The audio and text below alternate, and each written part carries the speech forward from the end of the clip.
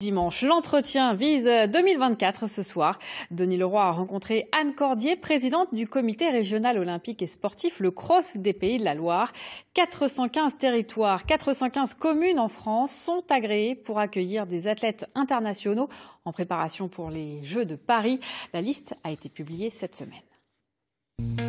À la tête du comité régional olympique et sportif depuis 2019, première femme élue à ce poste, Anne Cordier représente 1 million de licenciés et 10 000 clubs dans les Pays de la Loire.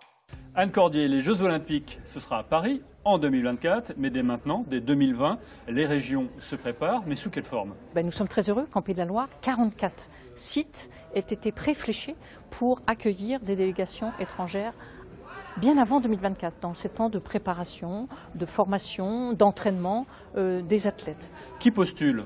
Des départements, des communes? Il y a eu une grande diversité justement dans les candidatures, bien sûr les départements, les 5 départements de la région, les communes. Il y a aussi, et c'est extrêmement positif, des territoires qui ont joué la spécificité de leur accueil possible. Par exemple en Mayenne, le village de 400 habitants, Saint-Loup-du-Gard, dont on n'avait pas beaucoup entendu parler avant sans doute, eh bien tire pour le moment très bien son épingle du jeu, puisqu'avec le centre de tir hyper performant qu'ils ont, qui est connu au-delà d'ailleurs de notre région, eh bien ils vont peut-être accueillir, on leur souhaite, des équipes de tir, des équipes internationales. Ici, nous sommes réunis dans une très belle salle, le stadium Pierre-Quinon à Nantes, c'est de l'athlétisme. En quoi cette salle peut être homologuée? Cette salle, elle a d'énormes atouts. Un stade d'athlétisme couvert comme ici, ça permet un entraînement extraordinaire à tout moment de l'année, donc c'est un plus indéniable. Et puis il y a un positionnement aussi géographique au niveau de la ville de Nantes qui permet que l'accès est quand même aussi intéressant.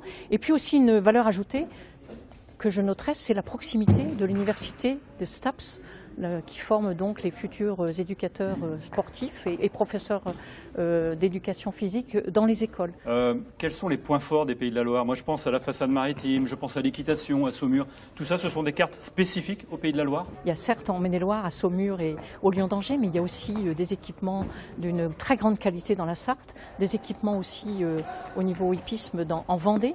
Donc c'est sûrement une carte qui sera jouée, mais qui sera peut-être dure à tenir par rapport à d'autres aussi régions qui ont cette force vive de l'équitation. Paris 2024, c'est un enjeu extrêmement important, pas que pour Paris, pour tous les territoires en France.